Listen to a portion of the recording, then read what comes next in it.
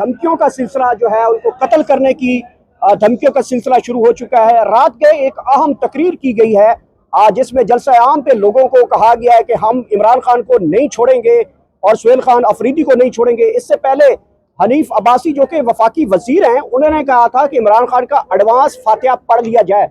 और ये जो सारे कॉन्टेक्स्ट हैं, ये तो सीधा सीधा आपके लीडर को और आपके सीएम को जो है वो जान से मारने की धमकियां आ चुकी हैं। क्या वजह हो गई है कि अचानक ये सारा जो मुद्दा है अचानक मीडिया के ऊपर डिस्कस किया जा रहा है? बिस्मिल्लाहिर्रहमानिर्रहीम। देखें जी, पहले भी आपने बात की है, दोस्तों ने जवाब दिया है। मेरा थोड़ा सा मुख्तलिफ जवाब है। जवाब ये है कि 2 साल बल्कि 238 दिन हो गए हैं खान साहब को जेल के अंदर, और ये इसकी मकबूलियत ख़त्म करने में नाकाम हो चुके हैं। इनके जो हरबे इन्होंने इस्तेमाल किए हैं अदारों के साथ मिल के, जाली केसेस बनवा के, चाहे वो इद्दत का केस हो, साइफर का केस हो, तोशाखाना 1 केस हो, उनमें बुरी तरह ये पिट चुके हैं। पिटने के बाद इनके बयानिए में दमखम नहीं रहा। अब इनके गवारे से हवा निकल चुकी है। अब जब उनको लग रहा है कि इमरान खान अब अवाम के अंदर जल्द आने वाला है, तो उसका मतलब यह है कि राना सनाउल्लाह की ही स्टेटमेंटें आप देख लें, ख्वाजा आसिफ की स्टेटमेंटें देखें, कि इसका मतलब ये है कि वो अगर बाहर आ जाता है तो हम अंदर है। इनको अपनी मौत नज़र आ रही है। जब मौत बंदे को नज़र आ रही हो तो दाएं बाएं हाथ पाँव मारता है। लेकिन मैं इस प्लेटफॉर्म से हनीफ अब्बासी की जो उसका मुंह है और वो सस्ती शोहरत हासिल करने के चक्कर में, अपने व्यूवर्स बढ़ाने में, मीडिया के अंदर जिंदा रहने के चक्कर में वो जो स्टेटमेंट इस तरह दे रहा है, आवाम उसको जूते की नोक पे रखती है। नंबर 1। नंबर 2, हनीफ पॉडरी को सारी दुनिया जानती है। जिस तरह मेरे भाई ने कहा कि कैमरा लेके आप आए पिंडी के अंदर, 100 बंदे निकल के ले आए जी कि ये हकीकी नुमाइंदा है या ये हमारा पिंडी का नुमाइंदा है। पिंडी वालों का नुमाइंदा हो सकता है, गेट नंबर 4 का अवाम का नुमाइंदा नहीं हो सकता। दूसरी बात यह कि दूसरे बंदे की आपने कहा जी कि जलसे के हवाले से जो बात की, मैं समझता हूँ कि हमारी पार्टी को जो इस वक्त केपी के अंदर है, उसको फौरी तौर पे जो बेइख्तियार बंदा है, जो सस्ती शोहरत हासिल करने के चक्कर में वज़ीर आज़म का कोऑर्डिनेटर बना हुआ है और ये 2-3 दफ़ा चित्रोल खा चुका है, लेकिन ये सस्ती शोहरत हासिल करने के चक्कर में इमरान खान के मतलब है वो आसमान पर थूकने के मुतरादिफ है। कहाँ आपकी हैसियत, कहाँ आपका इख्तियार? एक मुलाकात तो करा नहीं सकते सीएम के साथ आप कहते हैं मेरे पास इख्तियार है, मैं कोऑर्डिनेटर बन सकता हूँ सेंट्रल का और वफाक के दरमियान और सूबे के दरमियान। सर आप ये मुझे बताएं, केपी इलेक्शन पे वहाँ पे चलते हैं। केपी इलेक्शन जो हो रहे हैं, कैप्टन सफ्दर साहब को कैंपेन कर रहे हैं। कैप्टन सफ्दर साहब को मरियम, नवाज शरीफ, शहबाज शरीफ लाहौर जाने की इजाज़त नहीं है, तो वहाँ पे इतनी बड़ी कैंपेन कर रहे हैं और बड़े वहाँ पे नारे लगा रहे हैं। उसके बाद से पिछले दिनों में हमारे रिपोर्टर गौर सियाल ने उमर यूब पे सवाल किया कि वो तो बेचारा यही कह रहा है कि बस सारे का नक दाकों के ही बचा। उमर यूब साहब का कहना था, यूसुफ साहब का, कि मेरी दरख्वास्त है मरियम से कि इसको प्लीज़ लाहौर बुलाएं, हमारी इस पागल से जान छुड़ाएं। उसके वाले से आप क्या कहते हैं? सर देखिए, बात यह है कि आप दुरुस्त कह रहे हैं, मैं बात कंप्लीट कर लूँ। ये बेइख्तियार लोग हैं, इनके पास इख्तियार ही नहीं है। जो पूछ के कहते हैं वज़ीर आला को, हम पूछ के बताते हैं कि आपकी मुलाकात होगी, तो सर मिल लेते ना, शहबाज शरीफ मुलाकात कर लेते तो हो सकता है कि इमरान खान से मुलाकात हो जाती है। शहबाज शरीफ बेइख्तियार है ना भाई। इसका जो वज़ीर आज़म है, जो फार्म 47 का ही मान लेते हैं भाई, वज़ीर आज़म है, वो इख्तियार किसी और से पूछ के बताता है। उनके इख्तियार में एक साबिक़ वज़ीर आज़म के साथ मुलाकात सीएम के साथ नहीं हो सकती। मतलब पे दर पे वो वहाँ पे चक्कर लगा रहे होते हैं। अब आ जाते हैं इलेक्शन के ऊपर। इलेक्शन में आपके सामने है जी कि 1 दिन के बाद इलेक्शन होना है। ये जो ड्रामा इन्होंने लगाया है कंसर्ट के नाम पे, रात को जो आप कह रहे हैं कि म्यूजिकल शो था, म्यूजिकल शो के अंदर लोग सुनने आते हैं, इंटरटेन करने आते हैं। वो और सुना सलीमो उसको लोग सुनने आए हुए थे, इनके पास कोई इख्तियार नहीं था।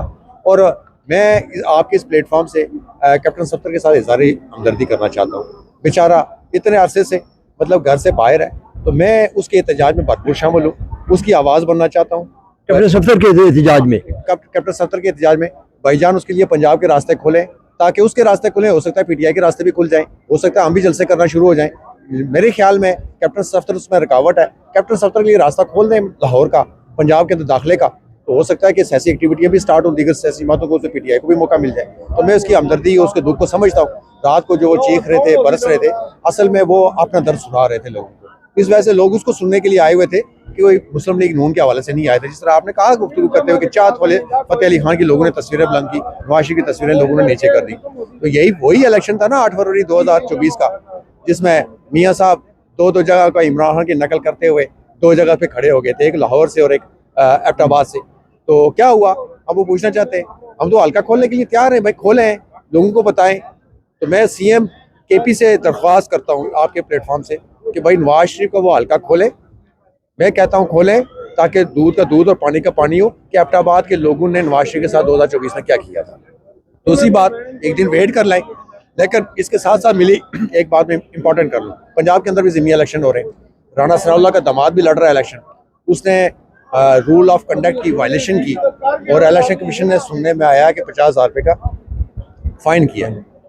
ये तो मैं समझता हूँ कि बिल्कुल ज्यादती है। सलाल चौधरी की जानिब से भी इलेक्शन की वायलेशन की गई है, वो भी वहाँ पे कैंपेन पे पहुंचे हैं, उनके खिलाफ तो नाअहली की कोई दरखास्त नहीं आई, जबकि CM के खिलाफ नाअहली की तलवार लटक गई है कल से। मैं राणा सनाउल्लाह के दामाद के हवाले से बात करना चाहता हूँ कि उसको फाइन हुआ 50,000 रुपये का। वहाँ पे नून लीग की शख्सियात और हुकूमत और वफाक और सूबाई सतह के ऊपर जो वुज़रा हैं वो भी जाके कंपेन करते हैं, उनको तो कोई नोटिस नहीं किया। इसके बावजूद कल उनके बियाह पे हमारे एक वकील पेश हुए, फिर हमने high court, Lahore high court के अंदर इस नोटिस के ऊपर हमने कहा जी कि शोकाज नोटिस को मतल किया जाए। CM ने एक एप्लीकेशन दायर कर दी है। कहने का मकसद ये है कि इस वक्त जो इलेक्शन कमीशन बैठा हुआ है ये रिटायर हुए हुए लोग हैं, ये मुद्दत पूरी कर चुके हैं, लेकिन ये किस कैपेसिटी में काम कर रहे हैं। मेरी डिमांड है भाई, आईनी अदारा है, आईनी अदारा जनाब अपोजिशन के साथ मिलके, अपोजिशन सीट ही खाली है आपकी, कोई अपोजिशन को तो असम्बली के अंदर ले आए जो पार्टी ने नामजद किया हुआ है। मैं स्पीकर साहब से इस प्लेटफॉर्म में कहते हैं जी आइन और कानून के मुताबिक, वो रूल रेगुलेशंस के मुताबिक होगा, वो सीट खाली हुई है, अपोजिशन लीडर ही नहीं है वहाँ पे, तो आपने फौरी तौर पर इनको तैनात करें और इलेक्शन कमीशन जो है वो कंप्लीट करें। इलेक्शन कमीशन को जो मौजूदा है इसको घर भेजें। इस इलेक्शन कमीशन के नीचे सिकंदर सुल्तान राजा साहब जो है, हमें नहीं कभी यकीन कि कोई साफ शफाफ इलेक्शन होगा, आपके सामने होगा। इसीलिए खान साहब ने जेल से होके ये बावगे दोल ये कहा था कि हम भाई इलेक्शन के अंदर नहीं जाएंगे, लेकिन कुछ मारूजी हालात के तहत को हमारे दोस्त इलेक्शन लड़ रहे हैं। उमर अयूब साहब की मिसिस, हम मुरुसियत के खिलाफ, एक बात याद रखें, जो मुरुसियत के खिलाफ पार्टी का स्टांस है, इमरान खान का स्टांस है, हम उसको कभी सपोर्ट नहीं करेंगे। दूसरी बात यह है कि इलेक्शन हो रहा है KP के अंदर, CM ने जिस कंटेस्ट में बात की, सैको सुबाग से हटा के उसको बात की गई है, वो धमकी नहीं थी। उन्होंने ये कहा था कि आपने अगर बदमाशी की या मतलब ROs के तहत आपने रिजल्ट चेंज करने की कोशिश की, जिस तरह अब आप फॉर्म 47 वाली हरकत फॉर्म 45 पे करेंगे तो ऐसा हम नहीं होने देंगे। उन्होंने कहा जी कि हम भी कोई दाखिल नहीं कर रहे, आज़ादाना इंतखाबात होंगे, मैदान भी हज़र है, घोड़ा भी हज़र है, लिहाजा नवाज शरीफ का बयानिया आप कह रहे हैं जी कि आप वहाँ उनका कोई उम्मीदवार है खड़ा हुआ उसको सपोर्ट करें, जहाँ मियाँ नवाज शरीफ साहब हार चुके हैं, घोड़ा जो है ना वो लेट चुका है, तो बाकी वो उसका आने वाला जो मरीद होगा उसके अंदर क्या दमखम है कि वहाँ से वो इलेक्शन कंटेस्ट करें। बस यही हो सकता है कि सियासी मैदान के अंदर अपने आप को जिंदा रखने के लिए KP में आपको पता है तीसरी बार का टेन्योर है और आवाम को मैंडेट, मैं समझता हूँ कि वो जो मैंडेट PTI को दे रहे हैं, KP की तारीख गवाह है कि एक बार से ज़्यादा किसी जमात को मैंडेट नहीं मिला, लेकिन इमरान खान का एक वाइड स्टांस उसकी जमात है जिसको 3rd टाइम मैंडेट मिला है, और चौथी बार भी अगर मैं समझता हूँ कि नेक्स्ट भी अगर आता है तो इमरान खान को मैंडेट मिलेगा। कैदी नंबर 4 ललकार रहा है, इनको ज़ेर नहीं कर पा रहे हैं, लेकिन मैं समझता हूँ कि वो अंदर से होकर भी कैदी नंबर 804 नहीं, कैदी नंबर 804 है।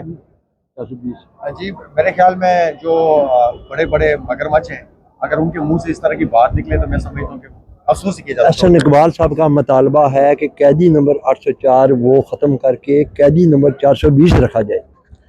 ये बिलावल भुट्टो की ज़रदारी की ख्वाहिश है, क्योंकि उनके होते हुए जिस ओहदों पे वो फायज हैं, जिस ओहदों पे उन्होंने करप्शन की है, जितने नायब के केसेस उन्होंने माफ़ किए हैं, 10 अरब रुपये से ज़ायद के नायब के केसेस माफ़ करा गए, अब वो चाहते हैं जी कि डाकू की सीट खाली हो गई है, लेकिन ऐसा नहीं है, वो सीट अपनी जगह पे कायम है, वो सीट अपनी। Thank you.